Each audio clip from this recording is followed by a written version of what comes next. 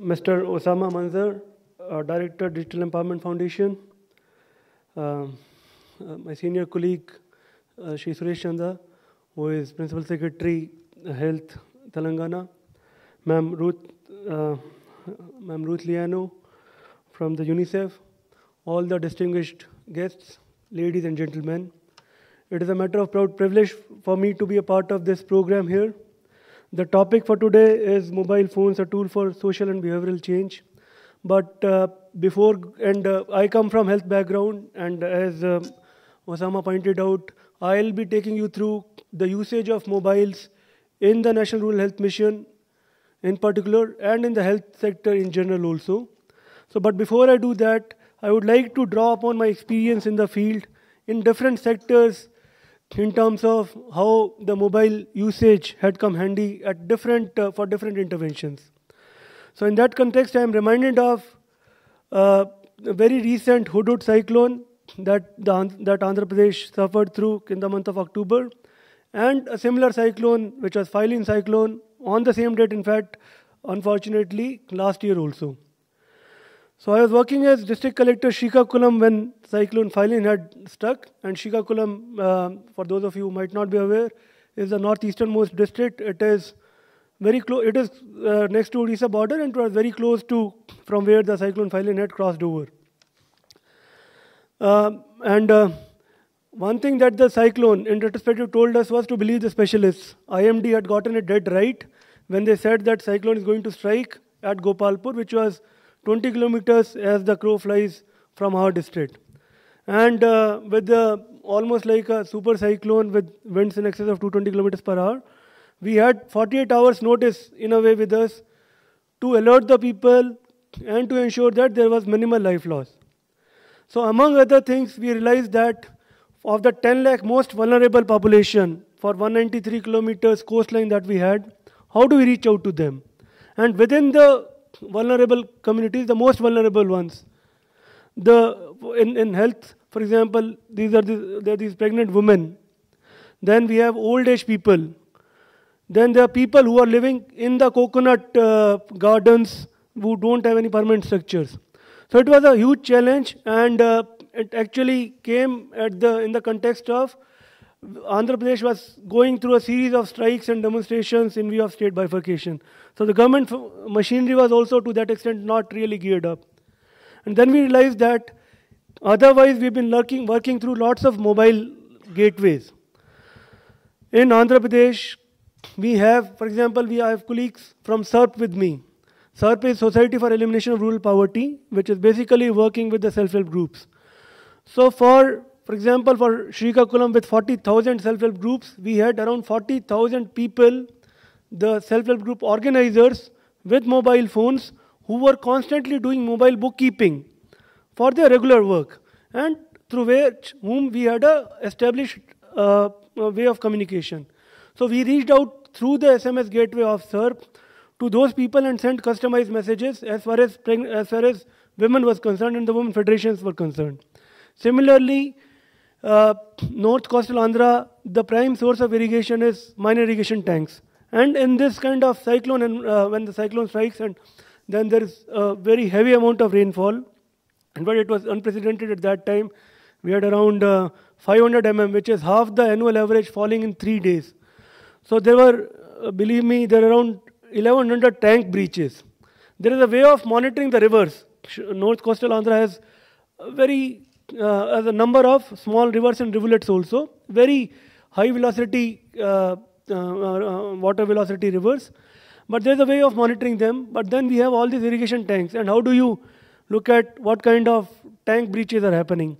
And then we realized that NRGS functionaries, that is NRGS is the National Rural Employment Guarantee Scheme, where the field assistants, again some 1,200 of them, who had been working continuously on these tanks, who knew about the tanks, the way they are located, what is the FRL level of a tank, what kind of breaches might happen, which are the vulnerable points.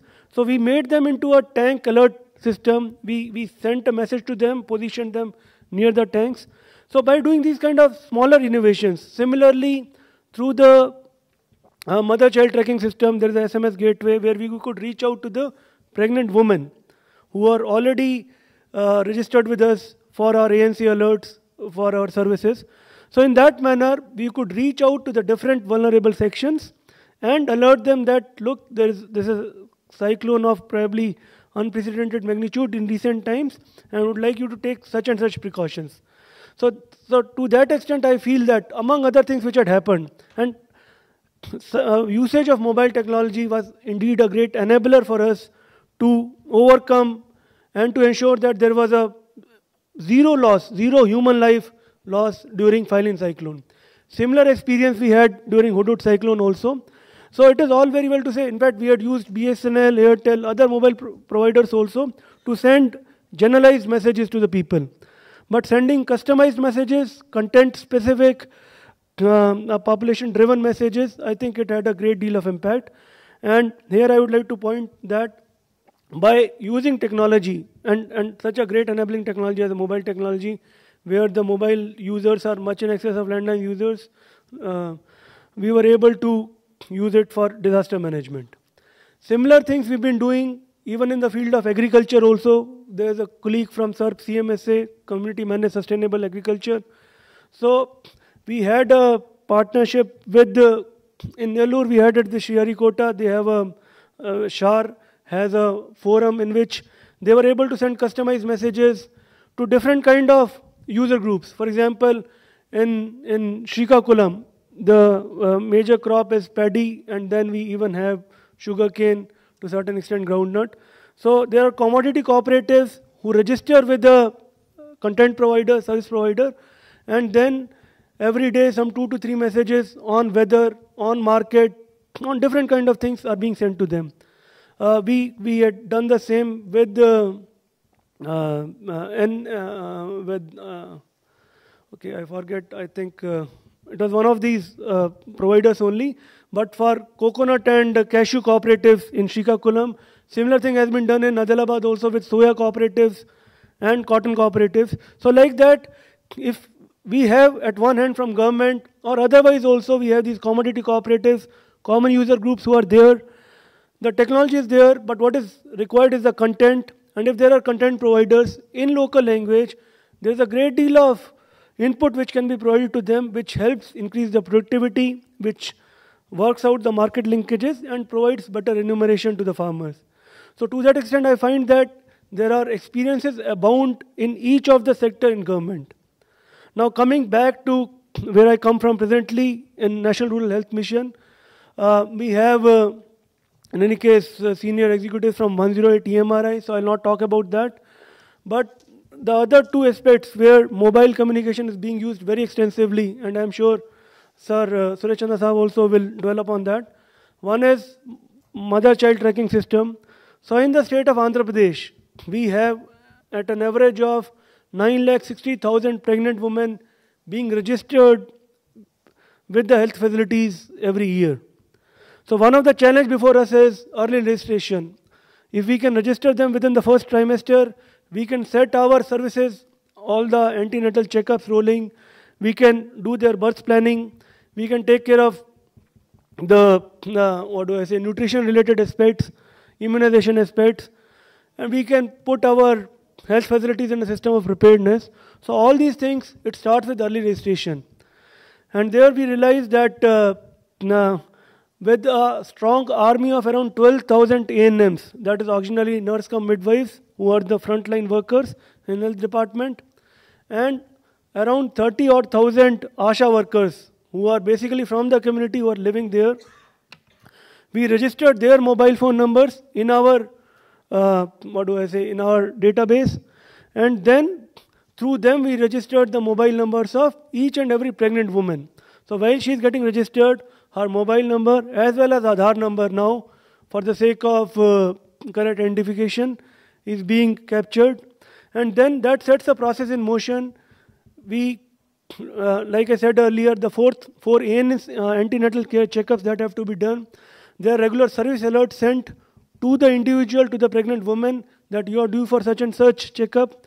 There are alerts sent even to the service providers, that is the ANMs, that look, these are your services due, this is the service which you have delivered, and these are the services due list. At the end of day, daily for me as an administrator, for my district public health officers, the district medical and health officers, other senior public health officers, there are customized messages sent to them that look, this was the daily load of service delivery and this is what has been executed on the field. So these kind of things help us administer the program much better. It has been a great enabler to that extent. What probably possibly is now required is more of content. If we can have a digital library, we can send other messages also. We have already been sending messages related to the maternal and child health aspect, the nutritional aspect, but there are other things which I'm sure can be done, and where content, and where one of the participants has said that getting it in the regional lingua franca becomes much more effective that way. Then we also have, as part of health, we also have the 104 call center. So under 104 call center, it is basically a call center where people can call. It is a care cum counseling center. It works as a center for, suppose you have admitted yourself in a hospital under the NTR Arogya Seva, the erstwhile Arogya Shri scheme, and then what was the quality of care that was given to you, whether you are satisfied with that or not, those kind of feedback mechanism is getting generated. Not just that, if somebody has any query also about for a particular kind of disease incidence, what is the best facility to go to, those things are taken care of. Through our 104 call center, on a daily basis, we handle around 15,000 calls, out of which around 10,000 will be incoming calls, 5,000 are outgoing calls.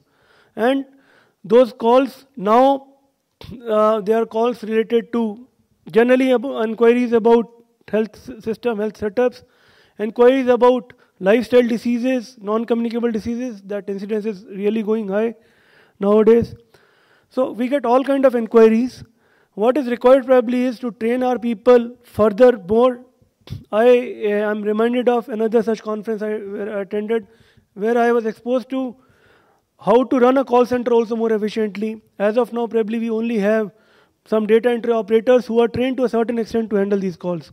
But if we have nurse trainers who are from the health background, but who are also very thorough with working with communication technologies, working with data centers, I am sure that it can be much more impactful. And then, if we can enrich it with further content, I am sure that also will be a great enabler. So I'll end my initial remarks here. I am very happy to be a part of this presentation. I'll try to spend some more time tomorrow also as a part of the deliberations. Meanwhile, my colleagues who are handling this, Mr. Vasudev Rao is there, Mr. Kishore works very closely with us. There will be other couple of colleagues who will be joining during the course of the day, and I'm sure it will be a very enriching experience for all of us in NRHM Andhra Pradesh. Thank you so much. Thank you so much.